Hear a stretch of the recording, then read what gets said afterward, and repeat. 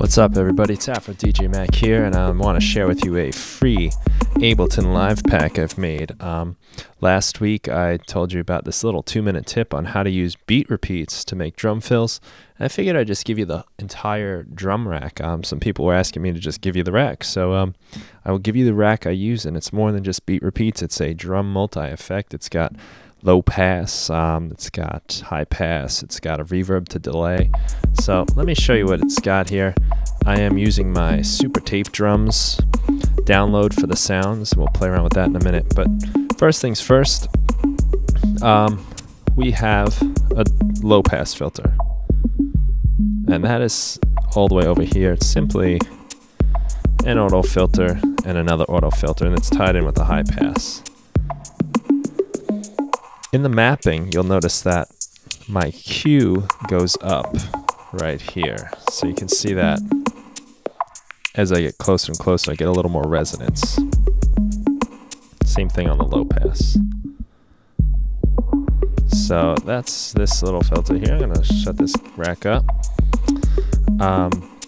The next little guy here is my reverb to delay rack. And what this is a couple chains that have reverb and delay. So let me show you the chains.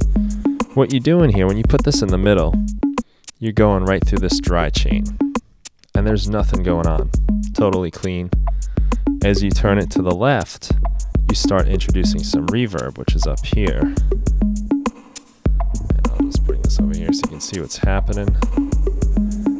The dry and wet is going up very slightly, but what you're really doing is just mixing it through. Right now it's entirely coming through this chain here. So all the way to the left is just reverb. As you get closer to the middle, you start introducing some of that dry chain. The middle's back to dry. And next we go into delay. And now we're introducing this little ping pong delay. And as we move further, we get into another chain of delay, just a more extreme delay that kind of goes on forever. What's kind of fun to do here is now I can like throw my filter over this, and I could, in theory, I could just stop my clip. This buys me like a little bit of time to fool around, change drum sounds, and then I can introduce a new clip. And I'll come out of my delay here. Let me just go back to this track here, and now I've got a different beat playing. So that's how the reverb to delay chain works. It's a pretty cool thing. So it allows you to keep your knob right in the middle, as you see here, and switch between reverb and delay. I wrote 60 to 68. That indicates where it's totally dry. So as long as you're in between 60 or 68, you're gonna be dry. So there's a little room, in case you're turning your knobs live, you don't have to be totally on 64 to be in the middle. The next one is very similar in that you get to keep the knob in the middle for dry, and this is the beat repeat into my bit crusher. So as you move to the right, let me close this chain up so you can see this a little better. So as you move to the right, you activate this beat repeat. As you move to the left, you are now playing around with my chain that has this bit crusher. So there's two chains here. One is totally clean, and this is the one that has our bit crusher on. So as we turn the knob, we start activating the bit crusher. As I get to the middle, it's dry, and as I move to the right again, as I'll show you here, I'm doing a beat repeat. And this is kind of like you playing around with the grid. As you move it, you'll notice down here the grid is moving. That only gets activated after the halfway point, because this beat repeat does not turn on until I get past halfway, or 68. Okay, so let me close that up. So these kind of work similarly in that you turn to the middle to be dry, and you go to the left or the right to add whichever effect you want.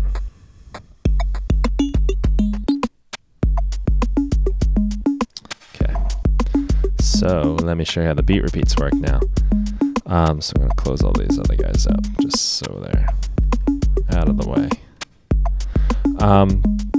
The beat repeats are down here, and I've mapped these to buttons on my MIDI controller. So as I hit the button, I'm activating my beat repeats. So as I open this up here, you'll see what I'm talking about.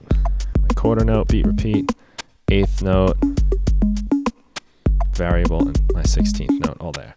So as I hit, right now I've activated this variable beat repeat grid.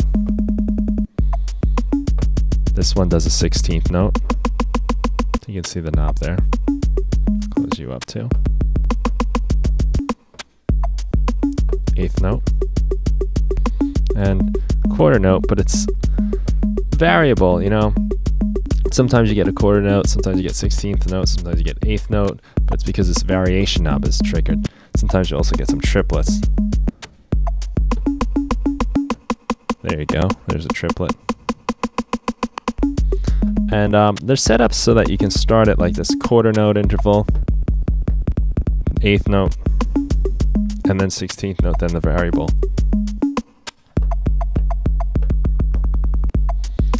And you can hold those knobs, those buttons down or knobs down to get those. Each one of these is activated as soon as it hits 1, which is kind of why it's nice to put it to a button. But you could, of course, use knobs too. And the fun comes in when you start taking these beat repeats and mixing with the other things, like so.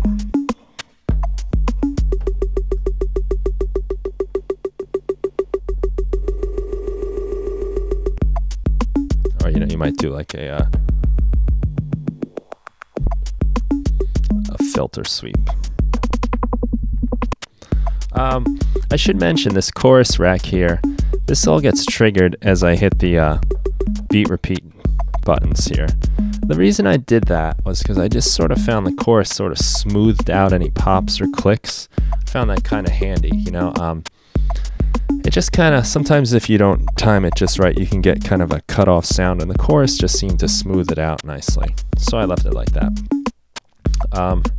Got this glue compressor going on with the new Ableton Live 9. I'm using the beta version here, and we're in for a treat with Ableton Live 9, I must say. More about that later.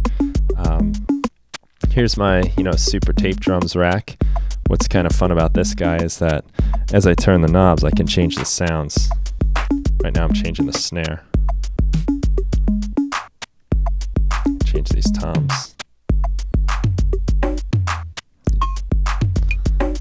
So it's pretty easy to take like a, drum set and just change it with some turns of the knobs. Super Tape Drums comes with a whole bunch of these kinds of racks, so you can really do some fun stuff.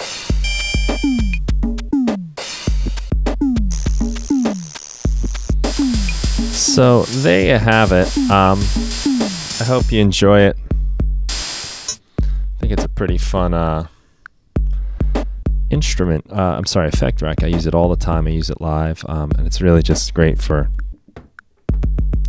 doing quick on-the-fly drum fills and affecting those fills.